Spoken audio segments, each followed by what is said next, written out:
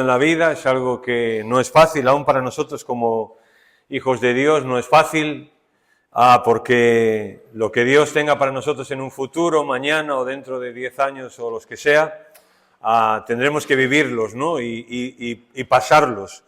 Así que los propósitos de Dios, pues no siempre, o los caminos de Dios, digamos, no siempre son fáciles, pero sí, evidentemente, son seguros. ¿Recordáis esta frase de Martin Luther King, verdad? Él decía, tengo un sueño. Y él soñaba ciertas cosas, ¿no? Soñaba sobre todo por la discriminación, por la no discriminación en Estados Unidos con las personas de color, por el derecho a voto de todas las personas en Estados Unidos y por los derechos básicos de las personas en Estados Unidos, ¿no? Sobre todo allí. Y él fue muy criticado, muy perseguido, hubo muchos problemas con todo esto, hubo revueltas, gente que hizo manifestaciones violentas, gente que murió, pasó de todo. Pero hoy su sueño es una realidad. Hoy tú puedes ir a Estados Unidos y las personas conviven tranquilamente, en paz. Puede haber cualquier persona de cualquier color, religión, estado o como sea, puede acceder a cualquier cosa. Su sueño es una realidad, pero la verdad es que a él, el 4 de abril de 1968, lo mataron, lo asesinaron. Él tenía un sueño y su sueño era evidentemente, creo que más grande que él, ¿no? Pero su sueño hoy es realidad, pero a él lo mataron. Cuando nosotros pensamos muchas veces en que somos hijos e hijas de Dios y en lo que Dios tiene para nosotros, solemos pensar que el destino y el propósito de Dios para nosotros siempre es bueno. Siempre es agradable, nunca vamos a tener problemas, siempre va a ir todo bien. Pero los sueños de Dios y los sueños para Dios tienen un precio, tienen un precio. Jesús cumplió el sueño de su Padre. El sueño de su Padre era que los seres humanos pudiesen tener otra oportunidad para conocer a Dios. Habían perdido esa oportunidad en Edén, Adán y Eva habían pecado y habían perdido esa oportunidad. Y la ley había hablado siempre que iba a venir alguien que iba a cumplir todo eso, ¿no? Y Jesús vino y cumplió eso.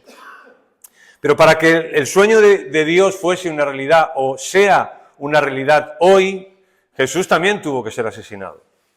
Jesús tuvo que morir por cada uno de nosotros. Y yo lo que quiero que veamos hoy es este tema, hoy y el domingo que viene, y lo he llamado ilusiones enterradas. Ilusiones enterradas.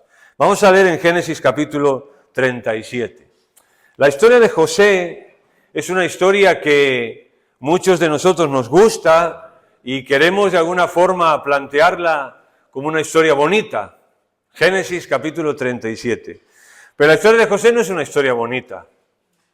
No es una historia ni siquiera con un final feliz.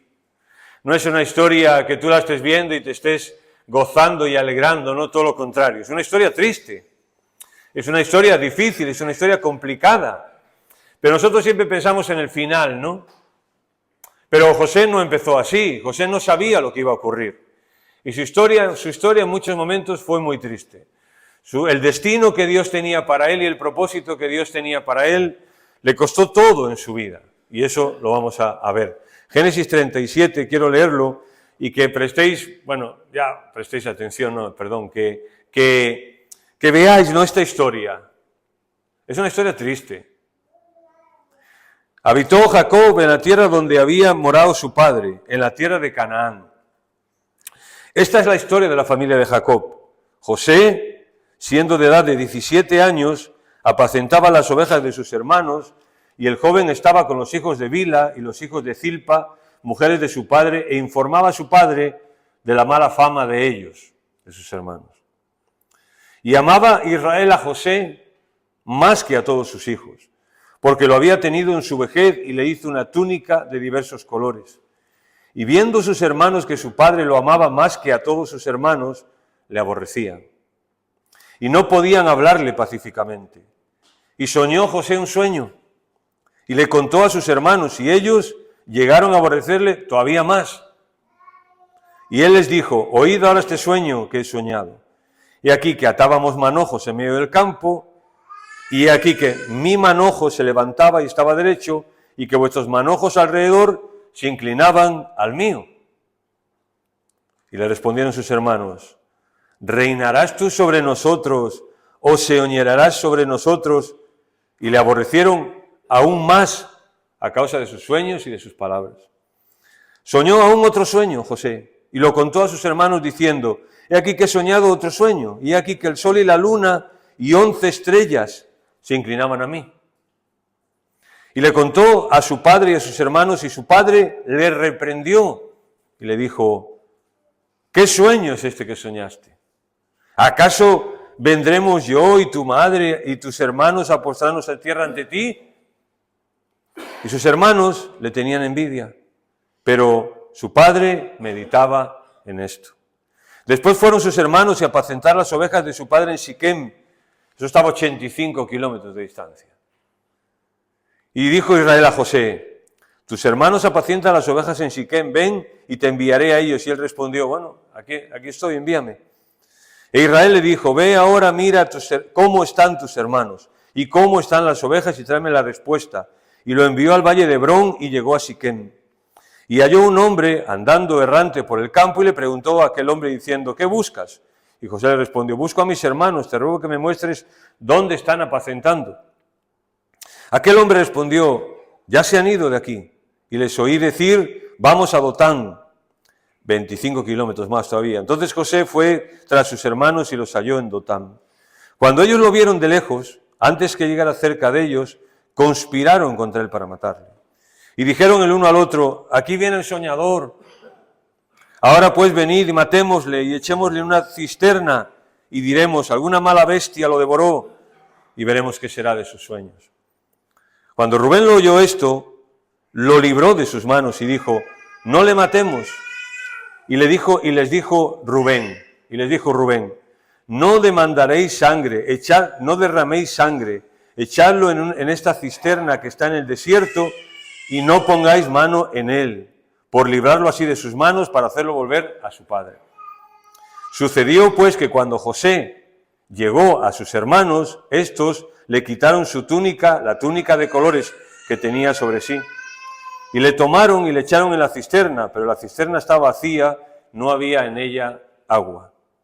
Y se sentaron a comer pan, y alzaron sus ojos y miraron, y aquí una compañía de ismaelitas que venía de Galad, y sus camellos traían aromas, bálsamo, mirra, e iban a llevarlo a Egipto. Entonces Judá dijo a sus hermanos, ¿qué provecho hay que matemos a nuestro hermano y encubramos su muerte? Venid, vendámosle a los ismaelitas, y no sea su mano sobre él, no sea nuestra mano sobre él, porque él es nuestro hermano, nuestra propia carne. Y sus hermanos convinieron con él. Y cuando pasaban los madianitas mercaderes, sacaron ellos a José de la cisterna, y le trajeron arriba y le vendieron a los ismaelitas por 20 piezas de plata. Y llamaron a José y llevaron a José a Egipto. Después Rubén volvió a la cisterna y no halló a su hermano dentro y rasgó sus vestidos. Y volvió a sus hermanos y dijo, el joven no aparece y yo, ¿a dónde iré yo? Entonces ellos tomaron la túnica de José y degollaron un cabrito de cabras y tiñeron la túnica con la sangre. Y enviaron la túnica de colores y la trajeron a su padre y dijeron, hemos hallado, reconoce ahora si es la túnica de tu hijo o no. Y él le reconoció y dijo, la túnica de mi hijo es, alguna mala bestia lo devoró, José ha sido despedazado. Entonces Jacob rasgó sus vestidos y puso cilicio sobre sus lomos y guardó luto por su hijo muchos días. Y se levantaron todos los hijos y las hijas para consolarlo. Pero él no quiso recibir consuelo y dijo, descenderé enlutado a mi hijo hasta el Seol. Y lloró su padre, y los madianitas lo vendieron a Egipto, a Potifar, oficial de Faraón, capitán de la guardia. Amén. Bueno, es una historia que conocemos, ¿no? Ilusiones enterradas. Y yo quiero que entre hoy y la semana que viene veamos tres cosas. La primera es antes de entrar en el pozo, que es la que vamos a ver hoy. Y este punto lleva una pregunta, y es, ¿y tú de qué te quejas? Esta es una pregunta. La segunda que veremos la semana que viene es, ahora dentro del pozo. ¿Sueño o pesadilla? Y la tercera va a ser, después de salir del pozo. Y la pregunta es, ¿seguro que quieres salir? ¿Seguro que quieres salir? Esas son las tres preguntas. Primero, vamos a empezar por la primera, ¿no? Al pozo. Antes de entrar en el pozo, ¿tú de qué te quejas? Mirad, yo sé que muchos de vosotros lo sabéis, pero quiero en 5 minutos hacer un resumen de la situación en la que José ahora mismo se encuentra, antes de que entre en el pozo. Cuando tienes en casa de tu padre 4 madres y 11 hermanos, están todos los ingredientes para múltiples problemas. José, Raquel, Lea y 2 más, y 11 hijos, más José. Y cuando hay esa situación en un hogar, eso es una caja de bombas, literalmente. Su hermano Rubén se acostó con su madrastra y su padre no hizo nada. Simeón y Leví estuvieron involucrados en un asesinato múltiple y José y su padre no hizo nada. Jacob fue un padre pasivo, que no hizo nada ante los problemas con sus esposas y sus hijos, no hizo nada. Por ejemplo, aquí vemos que él sabía lo que estaba pasando y no hizo nada. Su madre murió al dar a luz, después de tantos años de espera y dificultades en el hogar. Cuando ya deciden volver, cuando están volviendo, tiene el último hijo y se muere. Por tanto, Jacob tiene que llegar a la tierra cuando él le dijo a su suegro que él quería ir a Canaán, que era su tierra, y al final tiene que llegar sin la esposa a la que él amaba tanto. Y José sin su madre.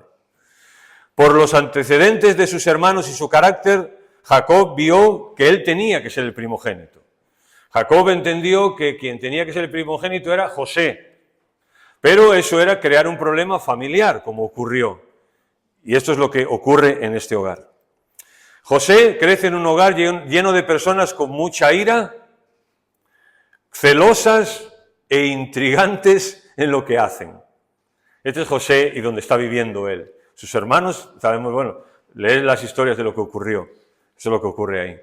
Sus hermanos lo odian por envidia, ¿no? Sus hermanos lo odian por envidia.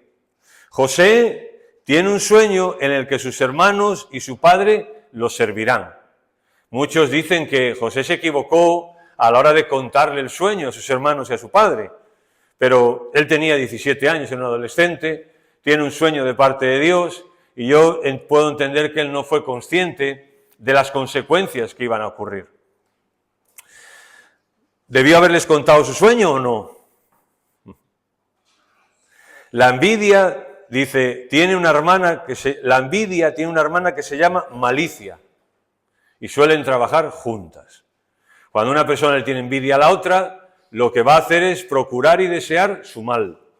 Y eso es lo que hacen los hermanos con él. Su padre hace que vigile a sus hermanos. O sea, su padre sabe perfectamente, por el texto lo que hemos leído, que sus hermanos no están haciendo. Pues cuando tú tienes dudas, pues vete y compruébalo tú.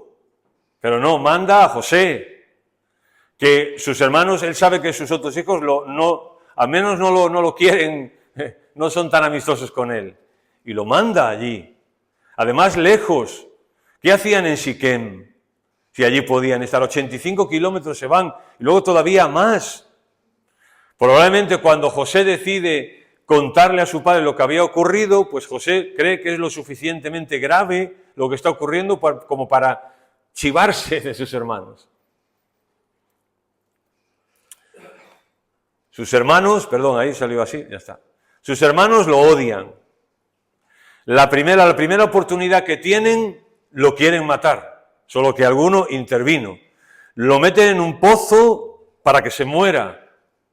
Ahí lo meten en un pozo para que se muera. En unas cisternas, eran más que pozo, puse pozo porque cisterna a lo mejor no lo entendemos todos, pero era una especie tenía una abertura así arriba y luego hacía así como una botella y luego caían abajo. Estaba seco, evidentemente, ahí tú no podías salir.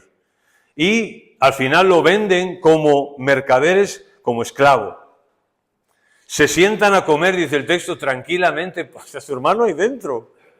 Y se sientan tranquilamente ahí a comer pan. No pasa nada, está José ahí.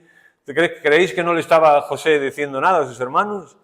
¿Que no le estaría pidiendo clemencia, no le estaría diciendo, por favor, ayudarme? Y mencionando a alguno de sus hermanos. ¿no? Ahí están tranquilamente. Estos son los bisnietos del gran Abraham. Estos son los portadores del pacto de Dios a todo el mundo. Son los que las tribus llevarían el estandarte de cada uno de estos hermanos. Cada uno de los que mataron, o sea, de los que intentaron matar a José y lo vendieron, cada tribu llevaba un estandarte de él por las generaciones y generaciones. Jesucristo aparece en el árbol estoy seco totalmente. Genealógico, por favor. Si alguien me puede... Sí, gracias. Ahí. Grande, ande o no ande. No, no pasa nada. No. Voy a limpiarla aquí un poco. No, ya lo estoy limpiando, deja. Bueno, para que no salga esto. Pero José, a pesar de todo lo que hemos dicho y mucho más que nos falta, él tiene un propósito. Y por eso he dicho, ¿de qué te quejas? ¿De qué me quejo yo? Cuando pensamos en nuestra vida, en lo que tiene Dios para nosotros, en lo que puede, en los propósitos de Dios para cada una de nuestras vidas, nos quejamos, ¿no? Muchas veces yo el primero, ¿no? Pero miremos la historia de José, la vida de José. O sea, y a partir de ahora, mucho más todavía. Una persona con muchas circunstancias, ¿no? Con muchos problemas, que muchos de ellos no los creó, pero así estuvo, ¿no? Pero él nunca se dio por vencido. Nunca. Algunos dicen que por eso Jacob posiblemente escoge a José como el primogénito, porque por las cualidades que él tenía, ¿no? La amargura no fue parte de su clamor. En ningún momento tenemos que él se amargue, en ningún momento. Incluso cuando sus hermanos vuelven, ¿no? No les tiene nada que decir. Podría decirles mucho a sus hermanos, pero no les dice nada. En Canarias estaba en Fuerteventura, concretamente, en la iglesia de José Luis allí, y hay un hermano que se llama Miguel Mayor, muy simpático, y estábamos, no prediqué de esto, ¿no? Pero estábamos hablando un día en la comida, y él me decía, es que yo lo de José, dice, si a mí me hacen eso mis hermanos, los mato, dice. Decía, los mato, o sea, los agarro por el cuello y los mato. Pero él no permitió que la amargura fuera parte de su clamor. La rabia que él podía tener nunca se transformó en odio. Vemos que cuando sus hermanos llegan, él llora, primero se desahoga, llora para no decirles nada a sus hermanos. Su corazón nunca se endureció tampoco. Él entendió cuál era el propósito de Dios. Su propósito nunca se desvaneció. Y él no solo sobrevivió, sino prosperó. Una de las cosas que vamos a ver en José es que él no solo sobrevivió, porque tú puedes decir, mira, yo estoy pasando una prueba, a ver cómo sobrevivo a esa prueba. Pero él no solo sobrevivió a su prueba, sino que prosperó. Él siempre tuvo el carácter y el deseo y la intención de seguir adelante y Dios, como vamos a ver, lo bendijo. ¿Cómo sobrevivió y prosperó en medio de todo José? ¿Cómo pudo sobrevivir y prosperar? Bueno, pues con un sentido claro de su propósito y su destino. Tan claro lo tenía él, los primeros capítulos no nos lo dice, pero evidentemente entendemos que él tenía claro cuál era el propósito de Dios, porque cuando ocurre, él lo ve. ¿Cómo lo ve? Capítulo 50. Vosotros pensasteis hacerme mal, pero Dios lo tornó en bien para que sucediera como vemos hoy y se preservara la vida de mucha gente. Génesis 50, la nueva versión de las Biblias Américas. Es decir, él, cuando ocurre eso, puede decir qué es lo que Dios tiene para él. Esto es el propósito de Dios. Y José nos va a enseñar que en ese proceso nuestro de nuestra vida, o nos va a confrontar, digamos, porque muchas veces nosotros no sabemos cuál es el propósito de Dios para nosotros. Estamos pasando una circunstancia y nos cuesta o nos es casi imposible identificar qué es lo que Dios está queriendo hacer, ¿no? Muchas veces a lo mejor porque estamos pensando que con una circunstancia que estamos viviendo o que está pasando, a lo mejor Dios tiene que enseñarle al otro cosas y a mí no. Dios se las tiene que enseñar al otro, a mí no.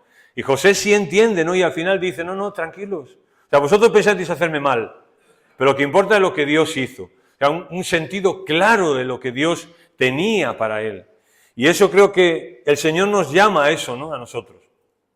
A tener en las circunstancias que estemos, en las pruebas que estemos, en los desvíos que estemos, en los obstáculos que podemos tener en nuestra vida cristiana, ¿qué está haciendo Dios?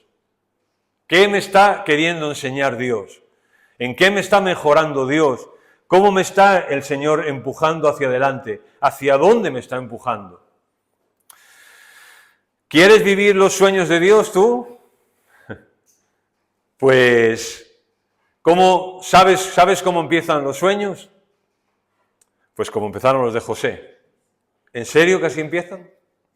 José, ¿cómo empiezan sus sueños? Dios le da un sueño y le dice, mira, tus hermanos se van a inclinar a ti. Él no entiende lo que ocurre, ¿no? Pero tus hermanos se van a inclinar y aún tu padre. Y él no lo entiende. ¿Y cómo empieza a cumplirse lo que Dios tiene para él? Adentro de un pozo. Como diría el otro, ¿no? Mi gozo en un pozo. Pues ahí va.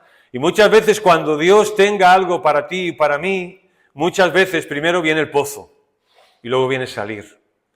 Porque muchas veces para que las cosas mejoren en nuestra vida, a veces tienen que empeorar para que puedan mejorar. Y José está en esto.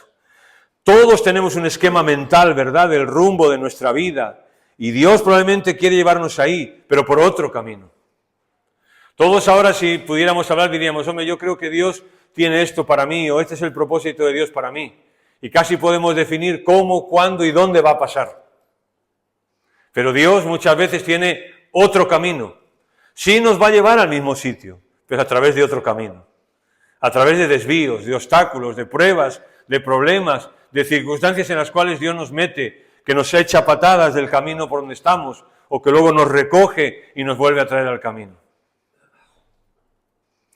No nos gustan los retrasos de la voluntad de Dios.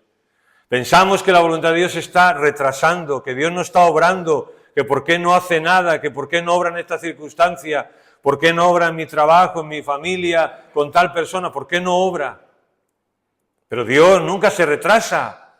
Él tiene un propósito siempre, solo que Él tiene sus planes. Pero estos retrasos están diseñados para nuestro bien. Aun cuando estamos orando, estamos pensando que Dios tiene algo para nosotros, estamos trabajando en eso, estamos orando, y Dios de alguna manera permite un retraso, Él lo está haciendo para mi bien. Él lo está haciendo para mi bien. Aun cuando parece que he dado 2 pasos atrás, no, Él lo está haciendo para mi bien. Y mirar, los cambios de dirección son cosas buenas, que a menudo se sienten mal. O sea, pensamos, sí, es verdad, pensamos que Dios está en eso, y que Dios es soberano en todas las circunstancias. Pero cuando uno está caminando en eso, se siente mal uno. Y sufres. Y tienes dificultades y problemas. Y a veces te desesperas y te deprimes y te desanimas. Pero aún todo eso es parte del proceso de Dios. Imaginaos José allí en el pozo. Luego sale del pozo y tú dices, bueno, eso lo vamos a ver la semana que viene más específicamente, pero sale del pozo y te dices, hombre, por fin Dios sacó a José del pozo. Por fin lo sacó de donde estaba. ¿A dónde lo sacó? A un sitio peor todavía. A un sitio peor. A menudo se sienten mal los retrasos de Dios, los propósitos de Dios, las cosas que Dios permite en nuestra vida. No nos gustan, son incómodas, nos duelen, nos lastiman. Pero Dios tiene un propósito y un destino para cada uno de nosotros. 50:22 de Génesis que hemos leído. Es decir, el propósito de Dios para nosotros puede contener mal. Y eso es lo que José dice. José dice, vosotros hicisteis esto, o sea, me hicisteis mal, pero Dios lo volvió para bien. O sea, José reconoce que parte del propósito de Dios, del proceso que él tuvo que vivir, fue malo. Hombre, no sé, ¿a quién le gusta acabar en una cisterna metido? ¿A quién le gusta que lo vendan por 20 piezas de plata, que lo metan en la cárcel injustamente? ¿A quién le gusta eso? A nadie, ¿verdad? Y él lo reconoce y dice, no, es que el propósito de Dios incluyó cosas malas. Pero como vimos hace tiempo, ¿no? El mal que de Dios viene, bueno es. Faber decía eso. El mal que de Dios viene, bueno es. Y para José así ocurrió. Pero si no sabemos vivir la segunda parte de lo que José dice, porque José dijo, pero Dios dispuso todo para bien. No sé si recordáis cuando hablamos de John Bunyan, el escritor del Progreso del Peregrino, él dijo, ¿no?, escribiendo a su iglesia, dijo, mirad, estoy tranquilo, dijo él, solo estoy aquí en esta cárcel esperando a que Dios ponga freno a lo que me están haciendo. Y José dice, no, me hicisteis mal, pero Dios usó esto para bien. O sea, ¿qué usó para el bien? El mal. ¿Cuándo aprendemos nosotros más aún en la vida cristiana? ¿Cuando nos va bien todo? No, ¿verdad? Bueno, sí podemos aprender cosas, evidentemente, pero creo que cuando más aprendemos es cuando las cosas no van tan bien. Pero si no entendemos esto, pues producirá en nosotros amargura y resentimiento. Como dijo un escritor, lo bueno y lo malo suceden al mismo tiempo para llevarnos al lugar que Dios tiene para nosotros. Lo bueno y lo malo van de la mano muchas veces en nuestra vida y Dios nos está llevando al sitio que tiene para nosotros. A veces Dios nos quita nuestras ambiciones e independencia para que nos rindamos a Él. A veces ambiciones que tenemos, ahora vamos a hablar de José, ¿no? Dios nos las quita. ¿Para qué? Para que nos rindamos a Él. O cosas a las que nos agarramos, cosas a las cuales nos sentimos seguros, cosas que queremos. Y Dios nos las quita para que nos rindamos a Él. Él tiene que eliminar todas las cosas que no son adecuadas para el lugar al que Él nos está llevando. Un escritor dice, ¿no?, que Dios no te puede llevar a ti, que Dios no nos puede llevar a donde Él quiere sin que antes estemos preparados. Porque si Dios tiene algo para mí y me hace ir a ese sitio sin estar preparado, ¿qué va a ocurrir? O que no lo voy a hacer o que lo voy a hacer mal. Por tanto, Dios no me va a llevar hasta donde Él quiere hasta que no me prepare. Dios tiene que fortalecer aquello que aún no está listo para nuestro destino. Yo entiendo, y yo siempre lo he dicho y lo seguiré diciendo, seguiré hasta que Él así lo entienda, que entender la voluntad de Dios es una cosa muy difícil, muy complicada. Hay muchos ingredientes que hay, pero Dios tiene que fortalecernos para llegar a hacer eso. O sea, tú piensa una cosa, los que tenéis hijos, tú tienes un deseo para tu hijo cuando tu hijo sea mayor, ¿no? Normalmente, ¿tú qué dices? Pues cuando tu hijo nace, o aún antes de nacer, tú dices, bueno, pues a mí me gustaría que mi hijo fuera un buen chico, que estudiara lo más posible, que luego fuera una persona buena, que conociera al Señor, que luego pueda tener un trabajo bueno, que pueda formar una familia, que ese trabajo le permita mantener a su familia y integrar una iglesia, y que, pues esto, ¿no? Vale. Y en el día que nace tu hijo, ¿qué haces? ¿Empezar a qué? Dorli. A prepararlo para eso. O sea, tú tienes una idea de él, ¿no? Que está bien, todos los padres la tenemos. Pues tú, cuando nace nuestro hijo, ¿qué hacemos? Ese día empezamos a prepararlo para ese día. Pues Dios, ¿qué hace con nosotros? Lo mismo. Dios tiene un propósito para mí, para ti y para mí, ¿sí? ¿Y Dios qué hace? Prepararnos para ese propósito. No puede dejarnos, venga, ahí, como sea. No, Él nos va a preparar para nuestro propósito. Dios no puede llevarnos a algo para lo cual no estamos preparados. Dios no puede colocarnos donde Él quiere que estemos hasta que primero no haga de nosotros personas íntegras. Personas íntegras. Dios no puede concedernos nuestro destino si no permitimos primero moldear nuestro carácter.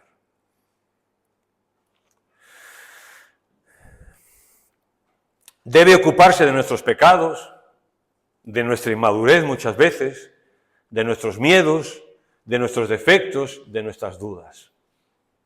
Y muchas veces estos tratamientos de Dios no vienen de la manera que nosotros esperamos. Bueno, tengo un pecado, ¿cómo me va a tratar Dios? Uy, voy a escuchar una predicación muy bonita y me voy a arrepentir y ya está. Muchas veces no trata así Dios, ¿verdad?, con nosotros. O soy maduro, bueno, voy a leer un libro y leo el libro y voy a entender lo que es la madurez cristiana y a partir de ahí voy a ser maduro. No, a que no funciona así. No funciona así. Dios trabaja con nosotros en la vida. Y cuando tú lees la historia de José, sin espiritualizarla, ves eso, ¿no? Una vida a través de la cual Dios está trabajando. Una vida en la cual Dios está permitiendo ciertas cosas y lo va llevando. Y al final de su vida Él puede decir, como a lo mejor muchos de vosotros, no sé, los más mayores aquí, ¿no? Pues oye, yo llevo toda la vida, ¿no? Aquí ya soy mayor, bueno, Dios ha tratado conmigo. Y las cosas que parecían buenas, malas, al final Dios las usó para mi bien y para mi crecimiento. Y tantos años después aquí estoy, gracias a Dios. Eso es lo que José dice, en otras palabras, ¿no? Todavía, tendremos obstáculos, procesos en nuestra vida, retrocesos, desvíos, hasta que sepamos manejar lo que Él nos tiene reservados. Ya cuando José estuvo capacitado, Dios lo levantó y lo puso como el segundo en Faraón. Una persona ya preparada, de verdad preparada, madura, completa, ¡pum!, ahí está. Y Faraón, claro, se encuentra con una vaya joyita, ¿no?, con la que se encontró. Y José estaba preparado para los años de hambre y todo aquello que hubo, para luego después cuando sus hermanos vienen, él poder decirle a Faraón, mira, estos son mis... pues que se vayan ahí, tranquilo. Muy pocos cristianos entendemos esto, ¿no?, a veces.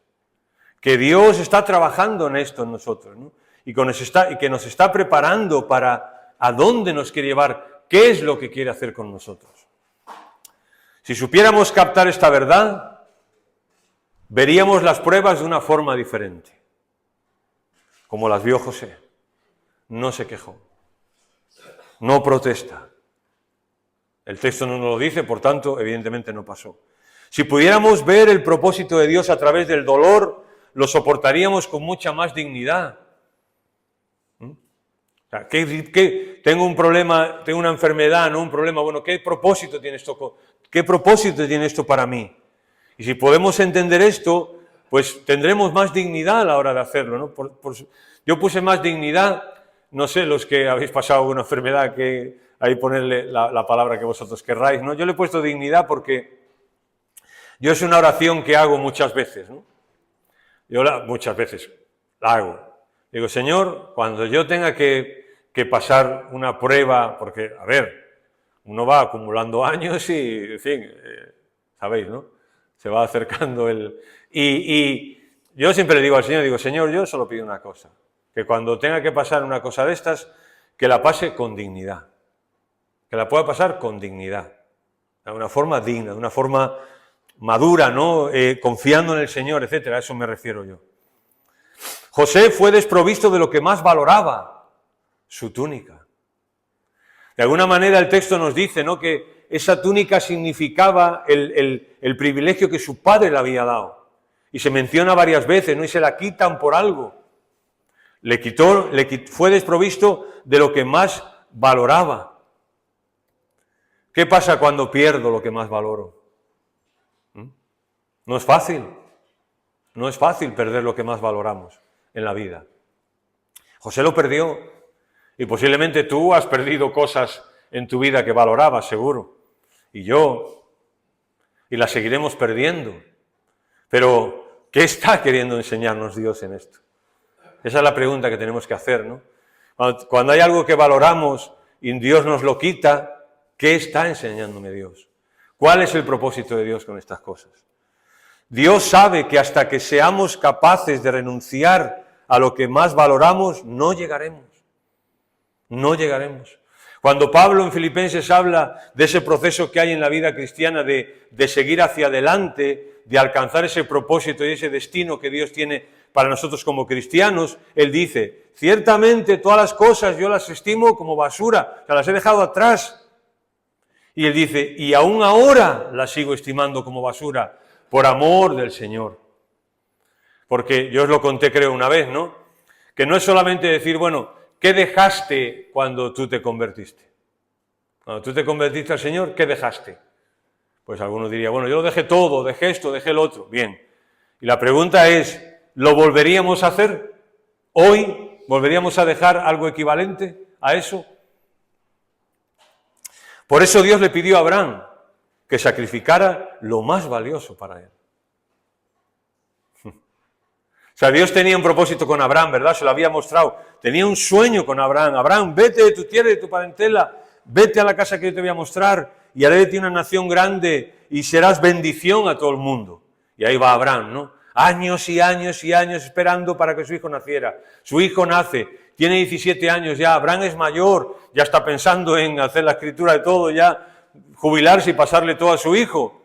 Ya por fin, Isaac tiene 17 años, ya es casi un hombre, ya. Ahora viene Dios y le dice, bueno, Abraham, vete y sacrifica a tu hijo. ¿Cómo? ¿Cómo? Era lo que más valoraba. Y al final, cuando él lo hace, le dice, Abraham, ahora sé que tú me amas. Ahora. Él está hablando a él, ¿no? Esto es como hablamos el otro día, esto es como cuando tú le hablas a una persona para hablarle a la otra. Pues esto es lo mismo, ¿no? Dice, Abraham, ahora sé que tú me amas. O sea, lo que está diciendo es, Abraham, ¿ya sabes que me amas? José no cavó el pozo y él no lo hizo. Él no cavó ese pozo, ni lo hizo, pero se vio dentro de él. Y a veces habrá pozos en los que tú no cabes. ¿Cabes? Pues ¿cuáles tú no cabes? Caber no de caber, sino de cavar. Los que tú no cabes ni lo haces, pero caes en él. Pero caes. Pero estaba dentro de él. No era un pozo que él construyó, sin embargo acabó dentro de él. Sin agua, sin comida, sin energía y sin esperanza. No iba a salir de allí, jamás. Hasta ahí había llegado, ¿no? Perdió el control de su vida. Ese es un pozo del cual tú no puedes salir, te tiene que sacar alguien. ¿Cuántos pozos no hay así en la vida? Pozos del cual tú no puedes salir, te tiene que sacar alguien. Y a veces sí, hay personas, familiares, amigos, hermanos, que te pueden sacar de ese pozo. Pero hay otros que ni siquiera nadie podrá sacarte, ni sacarme. Solo Dios puede sacarte y puede sacarme a mí. A veces Dios permite que las cosas estén fuera de control. Permite que las cosas estén fuera de control para que así aprendamos que nunca tuvimos el control. Porque a veces pensamos que controlamos las cosas, ¿verdad? Pero cuando perdemos el control sobre ellas, nos damos cuenta de nuestra fragilidad y de que no tenemos el control de nada en la vida. De que cualquier cosa nos puede meter en un pozo bien hondo y no salir de ahí, sin agua, sin esperanza, no salir. Los obstáculos son intervenciones divinas, incluso decepciones divinas, en las cuales Dios intencionalmente aborda nuestro carácter y nos hace madurar espiritualmente. Esto lo hemos visto ya. Era libre y con un futuro brillante José. Al minuto siguiente, encadenado en una caravana rumbo a Egipto. Es que la historia la leemos así, pero digo, es una historia triste. Nos cuenta la historia de la familia de Jacob. José, teniendo 17 años, era un chaval estupendo, su padre lo quería, lo valoraba más que sus hermanos, le hizo una túnica, él era un hombre, era un muchacho íntegro, sus hermanos hacían las perrerías que harían allí en Siquén y en donde iban, y ahora de repente acaba en un pozo y atado y vendido a esclavo a Egipto, ya nunca más saldría de ahí ni volvería. Y la vida es esto, ¿eh? ¿Qué os voy a contar? La vida es, hoy estoy bien y al minuto siguiente estoy mal. Hoy estoy sano, al minuto siguiente estoy enfermo.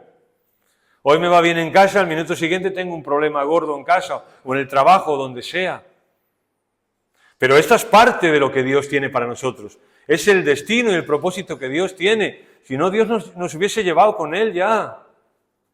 Pero cada cosa que ocurre en nuestra vida es parte del plan de Dios para nosotros. Mirad, un desierto no es un buen lugar para un destino. ¿verdad? No es un buen comienzo para un futuro príncipe. O sea, José va a ser un príncipe y acaba en una cisterna y después en un desierto vendido como esclavo. O sea, en un desierto es un buen destino para un desierto. ¿Quién va a un desierto de vacaciones? O allí a... ¿Qué hay en un desierto? Arena, bichos y poco más.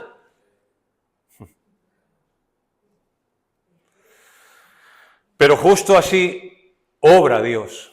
Justo así obra Dios muchas veces.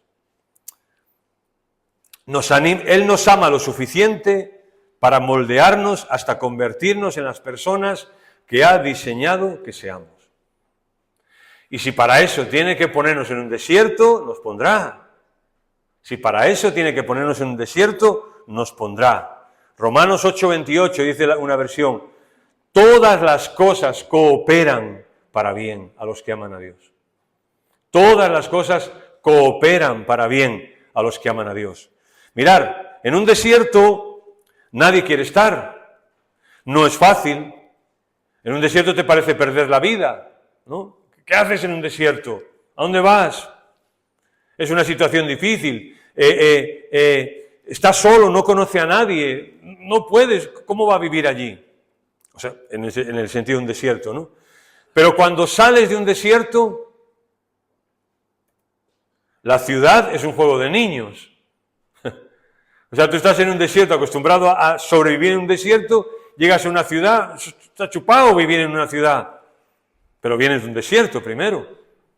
Estás en un desierto, pero cuando sales, la comida es increíble, ¿no? Aunque sea un bocata de serranito. Has estado comiendo lagartos y escorpiones en el desierto. Cualquier comida te parece increíble. O el agua, en un desierto no hay agua, en una ciudad sobra el agua. Sobra el agua, ¿verdad? Peligros después de salir de un desierto, ja. Peligros hay en un desierto, no en una ciudad. Y hay algún salmo donde habla, ¿no? Que Dios, y hay algún profeta también que lo dice, que a veces Dios permite la oscuridad en nuestra vida y la noche. Dice, pero vendrá la mañana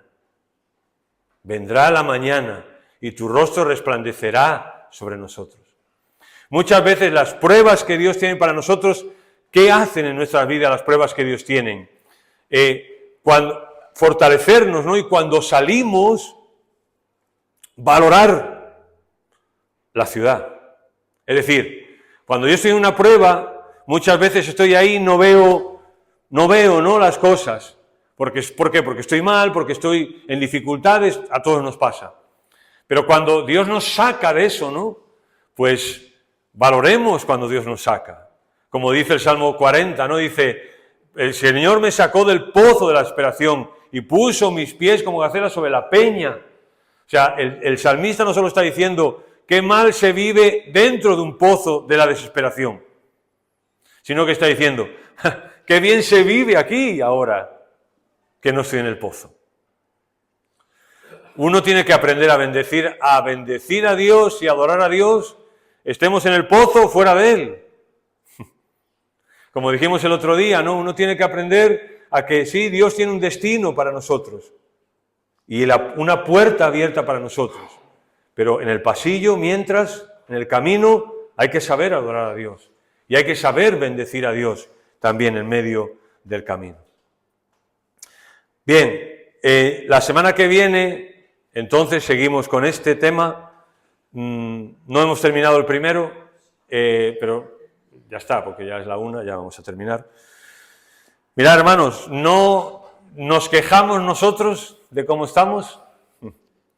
La Biblia nos pone estos ejemplos, yo creo que para nuestro bien. Nos lo pone para nuestro bien en el sentido de que muchas veces nosotros nos quejamos, ¿no?, de lo que nos ocurre, y la Biblia nos pone en perspectiva las cosas, ¿no? Incluso el Nuevo Testamento habla, ¿no?, de que no habéis batallado hasta desmayar, ¿no?, y a poner nuestros ojos en el Señor, ¿no? Si pensamos que también, hoy estamos recordando la muerte del Señor, ¿no? Si pensamos que nos va mal, ¿de qué nos quejamos? Pensemos en el Señor. Porque aún esas cosas que a nosotros nos va mal y aun nuestros defectos y nuestros pecados, el Señor tuvo que cargar con cada uno de ellos, sobre su vida, sobre sus hombros, ¿no? Con cada uno de ellos. Hermanos, que el Señor nos ayude a ser personas que confiamos en el Señor independientemente de cómo estemos. Y de que busquemos ejemplo en José. Él pensaba siempre en el próximo paso, en vivir hoy y mañana qué iba a pasar. Y aun cuando nosotros hoy podamos dar pasos en falso o equivocarnos, bueno, pues pensemos que el Señor va a seguir trabajando con nosotros. El Señor tiene un propósito para cada uno de nosotros, tiene un destino increíble para cada uno de nosotros. Valoremos eso, porque muchas veces nosotros decimos, ¿no? Bueno, desde que conozco al Señor, es que las cosas parece que van peor. ¿Cómo? Sí, desde que conozco al Señor, las cosas van peor. Y yo digo, ¿ya no te acuerdas cómo ibas antes? Porque si las cosas ahora son difíciles conociendo al Señor, si no conoces al Señor, es peor todavía. Todavía es peor. Todavía es peor. Señor, gracias por tu palabra en este